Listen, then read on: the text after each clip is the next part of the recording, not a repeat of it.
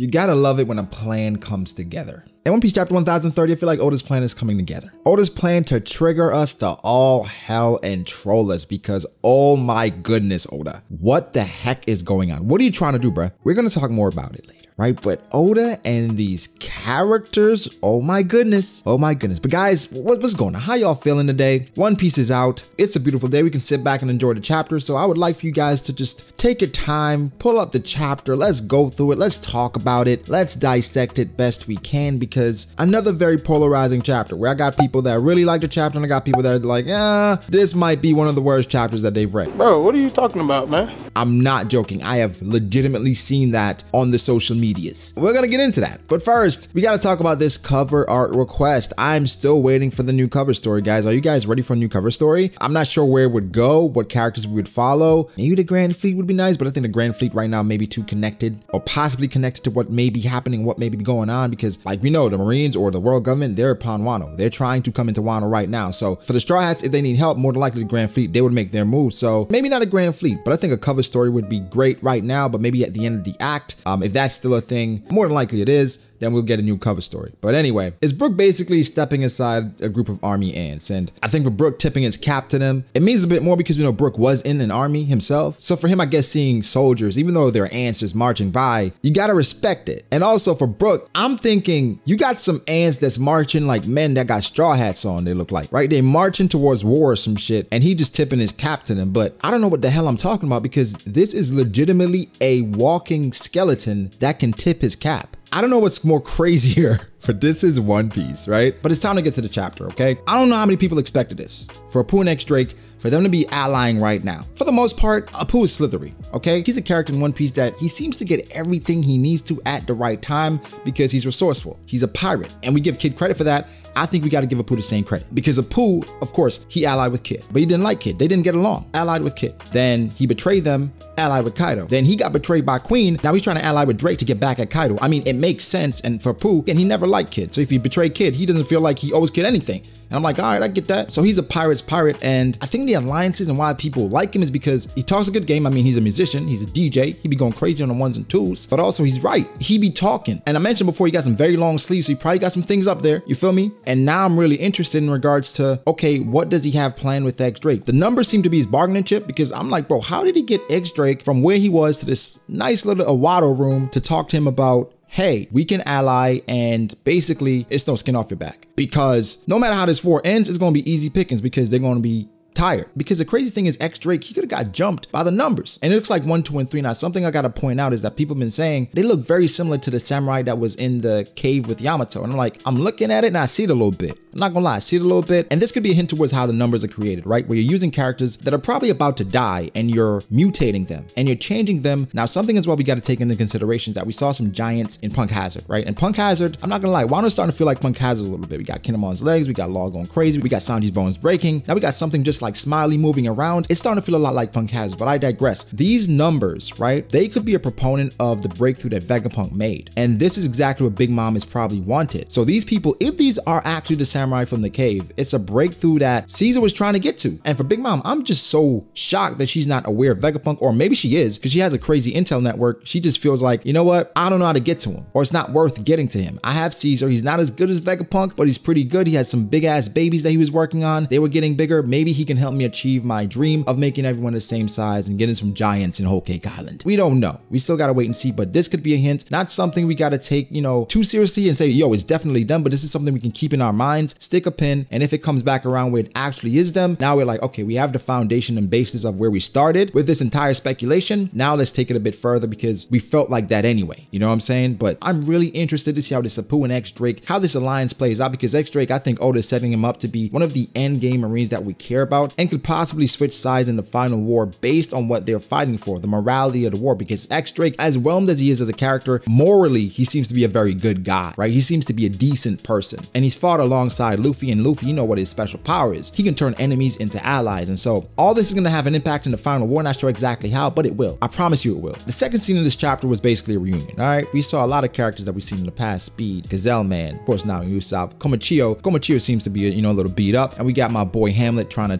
transport him to try to help him because the fire is spreading, and the fire that was caused by Kanjuro. Before we talk about Kanjuro though, we gotta talk about Kinemon, okay? And here's the thing about Kinemon. Kinemon is a very important character, very important to the narrative, very important to someone like Momonosuke. And as much as the story tried to portray or tried to play up the fact that Kinemon is dead, I never believed it because it didn't narratively make sense. You don't kill Kinemon because he didn't see Momonosuke grow up. And Momonosuke literally has grown up, right? He's now 28 years old based on his body and Shinobu's devil fruit. Kinemon has to see that. Even if he does die in Wano, he couldn't die then. Now, the problem with this entire situation is not the fact that Kinemon is alive, because I think that's just One Piece, right? And we all acknowledge that. I think the issue is the explanation. Now, it could make sense, but it still could be bad, because the explanation is pretty much, okay, Kinemon was not reattached properly because he was not reattached by law. In the story, for the most part, if you're not reattached by law, you're not reattached 100% the right way. The Straw Hats reattached Kinemon. So it's crazy because it seemed like Kaido stabbed Kinemon vertically and Law cut him horizontally. I'm not sure how that works. Maybe he was stabbed in the right place where it was just like perfect for this to happen, but I don't necessarily like it. I don't think it's great. I think it feels a bit cheap, but I'm not mad about it. There are things in any story that you're not gonna like, that you're not gonna love, but that doesn't mean you don't love this story, right? For people coming and saying, oh, I don't like how this played out, I don't think other people should be attacking them saying, well, go write your own story. The character death thing, that's another topic altogether. Apart from Kinemon being alive and the explanation, other characters in this chapter that were implied to be dead, they're alive. Kanjuro, Kiku, Kinemon, and Orochi. But the thing is, I made a video about that, right? So if you guys are interested in how Oda approaches character deaths from his own mouth, like how he approaches it, the link is in the description, because he talks about how he looks at these situations. And I'll just tell you guys, Oda's not going to kill his characters until he thinks it is the right and perfect time to kill his characters. He is in love with his characters. These are things he's created from his own hands, right? Maybe aided by a few, but these are characters that he's attached to. And so again, if you want more context, video will link in the description. Go and watch that after you watch this video. But Kinemon's role here, right? Them finding his torso was not to really save Kinemon, because he's not even hurt to the point that he's dying. Even though he got stabbed and attacked by Kaido with a Congress Haki attack, he is just like, well, okay, go save Kiku because I'm good. And this is after fighting Kaido and being really damaged and healed up, not healed up, patched up. Bro, Kinemon, are you a Zoan? But you know, it is what it is. I think it takes away from Kaido though, because Kaido, he hasn't killed anyone. Tom is still alive. Speed's still alive because remember he attacked them. Kinemon's still alive. All the scabbards are still alive for the most part. I don't know about Ashura Doji, but from what we know, after fighting Kaido, they were still alive, right? Kaido has not killed anyone. Orochi's still alive, right? So I don't know. I don't necessarily love the character death thing. I don't hate it. I've accepted it. I won't lie to y'all. Back in the day, it was something that I was like, bro, what are we doing? Why is every character just, but it's One Piece, bro. This is what happens in One Piece. And again, you can not like something in a story and still love a story. Loving a story in its entirety does not make you a true fan, right? I can be a true fan just as true as any of y'all niggas and not like the character deaths and not like how Oda deals with power scaling and the inconsistency of it. But that's so minuscule in the grand scheme of what One Piece is. I don't care. I love this story, bro. What are y'all on? Please stop attacking people for having a different opinion than you. I understand people that are toxic and people that just say, this is trash, the story is over. I understand that, right? You can, you know, have at it because this is something you care about. But I'm talking about people that literally saying, I don't like this specific part, and they're like, go write your own story. What are we doing? Let's be a bit more cordial, a bit more understanding, and not be so quick to attack people with different opinions than you. Everybody's not gonna like the same thing. That's what makes you an individual. That's what makes you you. You like certain things and other people like certain things. Everybody like the same shit, everything would be boring. We would have the same exact story every single time. I mean, you could argue that's what shonen are, but there are nuances to every story. I think every story has things that, you know, could be better, could be different, but this is the author's vision. And as much as I don't like it, I'm gonna respect it. It is what it is. I'm gonna still love the story. I'm gonna still read One Piece every single goddamn week when it's out, because you know Oda gonna take his breaks. So I couldn't say every single week, but every time the chapter's out, I'ma read it. Okay? Anyway, rant over. My fault. Let's talk about Orochi a little bit. Orochi and Kanjuro, and I feel bad for Kanjuro because he's being manipulated and he's not absolved of the shit he's done because he's wrong for all he's done. However, Orochi is a manipulative bastard. But the thing is, he was manipulated as well, right? Hurt people, and he's just doing what people did to him, what people felt like he had the right to do. He's a Kurozomi, and he felt like they were wronged in the past, and the Kurozomi that manipulated him felt like they were wronged in the past. And so it's a cycle of hatred. And Kanjuro is just another byproduct of that, another casualty of that. But Orochi's been manipulating Kanjuro. He's using Kanjuro's background as a Kurozomi as someone that's part of a stage play, saying this is your role. This is your story to play out. This is your final act. He's a Kurozomi. You don't care about his life? No, Orochi only cares about Orochi. However, Orochi's not going to die here, guys. Oda doesn't kill Orochi because Orochi is the representation, the physical manifestation of hatred in Wano. Listen, this didn't start with Orochi. The Kurozomi were hunted when they were younger because of things they'd done in the past. Kids were dying because of the sins of their fathers. That's fucked up. You should not be hunted and killed because of things your family did. You are an individual, right? Hold me accountable for the things I did, not the things my family did. But that's not how life works. We know people that in the world, people get judged based on the family that they're from. You know how you look at the Kardashians. Maybe all of them aren't the same, but once you hear they're a Kardashian or a Jenner, you're like, I don't know. So you stay away from them because you know what?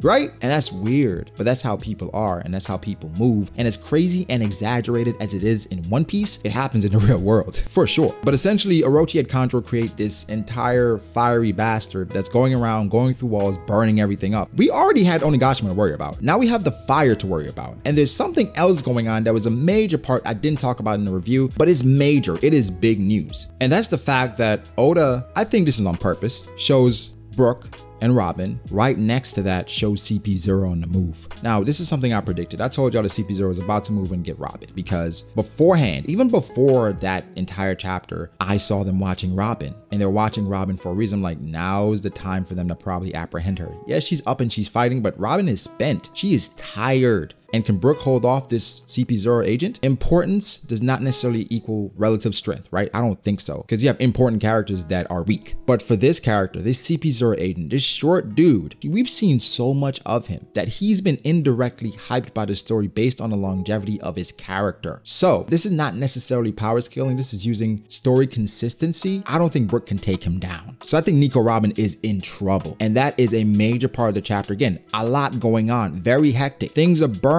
Things are about to crash, and now CP0 is actively on the move trying to apprehend Nico Robin. Boy, Wano is heating up, quite literally. Now, we got to talk about something else that's heating up that I'm sure you guys didn't realize, but that's a subscribe button, right? You're looking at it, it's red, tap it, right? Turn on post notifications, like the video, and now let's get back to the story, okay? Just had to throw that in there because, you know, I didn't tell y'all about it earlier, but Marco's still vibing, man. Izo's still shooting and Kawamatsu's still Kawamatsuing. One of the most coldest spreads that I saw, even though it's burning up in Wano, was the fact that Luffy was fighting Kaido, Sanji's fighting Queen, and Zoro's fighting King. That three-part spread is beautiful. Guys, the monster trio is here to stay. I don't care how you feel about it. Eat your heart out. Burn. Feel it. They're here to stay. Let's stop questioning it at this point. These are the boys. Luffy, Zoro, Sanji. That's just it. You feel me? But anyway, you know, Orochi, the slimy, slithering bastard, he knows about the armory. He knows about all that. He had Kanjuro. Basically, I think Kanjuro probably could be dead now. Really, nigga? Okay, I don't think so at all. I don't think he's dead. But he's trying to have Kanjuro go out like that to blow up everyone. That's his final act. Using Kaido's armory in the basement with all the weapons and the bombs and blow everyone to smithereens. If I can't have it, no one can. Just like a child. But that's what he is. He's a big fat baby. But Yamato, she's heading towards the armory, like full speed ahead. Something subtle that, you know, reading the chapter a few times I noticed is that when she's running, somebody's like, young master, where you go? She just ran right past him. She's like, I don't care. I gotta get to the armory. And she's telling Momonosuke, she's thinking, Momo, just please, if you can't stop it all the way, just slow it down. I don't know what this means, right? Because there are people still in the capital. So I guess she's trying to minimize the impact, or I'm not sure what she's trying to do, but she's telling him just to slow it down at least a little bit. And part of it is probably so that she can get there soon enough, but people probably will still die. Now, there are headcanons about Marines coming, specifically Fujitora, and Fujitora is probably going to stop it and help it, but I don't know. That's a reach, in my opinion. We just got to wait and see. Now, to the meat and potatoes of the chapter, and it goes back to my boy Kid. Now, I haven't seen a lot of people talk about this, but Kid just survived in Ikkaku sovereignty. He went his punk rock full zone mode form, whatever the hell that is, and he just took full on in Ikkaku sovereignty. Boy, has Kid been through the ringer or nah? I gotta give him his props. He's fighting against a Yonko, of course with Law's help, but this Yonko is relatively fresh as opposed to Kaido. So I think while Oda has two Supernova fighting one Yonko, this Yonko is relatively fresh in comparison to Kaido because Kaido was taking so much damage and hits from the Supernova. Oda made it a focus to have Kaido take a lot of the damage. So he's maintaining consistency there and I love it. But the Ikkaku sovereignty whooped Kid's ass so much, he talked to Law like, bro, can you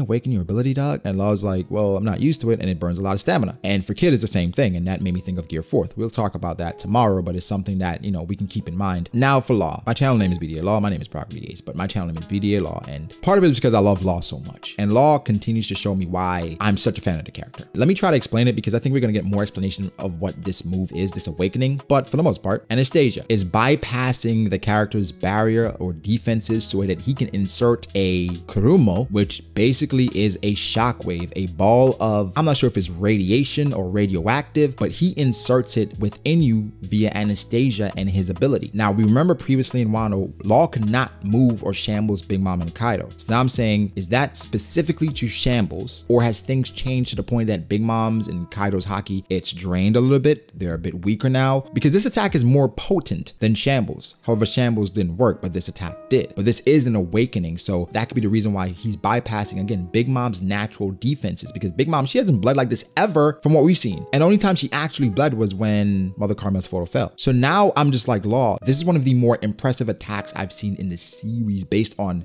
effect. Overall, it's really subtle, but based on the aftermath, where someone like Big Mom is bleeding internally, it seems like, yes, one of the more impressive attacks we've ever seen in the story. Now, Kid, his is pretty much straightforward. He's assigning to Big Mom, creating a magnet out of her. Now, all the metal in the area, they're going towards Big Mom, Punk crash. Now, it seemed like Kid is trending to a point, and I saw this where someone was talking about it, to the point that he's going to create poles, where Big Mom, you know, for the poles, North Pole and South Pole, they attract. If you make Big Mom North Pole, and then he becomes, or his fist or a bunch of metal becomes South Pole, they could crash into each other at a devastatingly high speed. And I think that could possibly happen. So I'm so impressed with these two. Again, the supernova, they're the focus of the chapter. Of course, things sprinkled in here and there, but Oda knows that we love these characters, the supernova, and they're going to be very relevant for the rest of the story. I fear a few of them could die. Not really. I don't. But I think for the most part, Oda knows we love these characters, and he's building them up, and we're rooting for them. A lot of people did not like Kid. Some people still don't. But him working with the Straw Hats and coming a long way, mind you, where he was like, I'm not working with any of y'all. I just got betrayed by Supernova. So now he's talking to Law like, yo, can you use Awakening as well? And having Law back him up.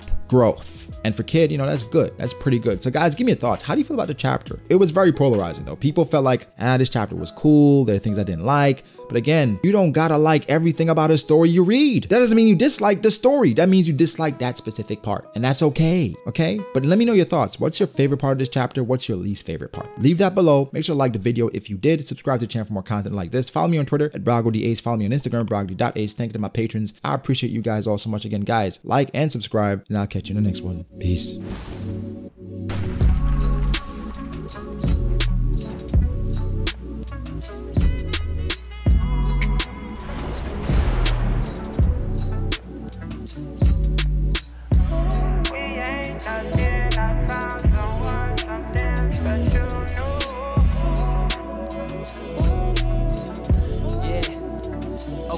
I start doubting me, I felt lost. I rewrite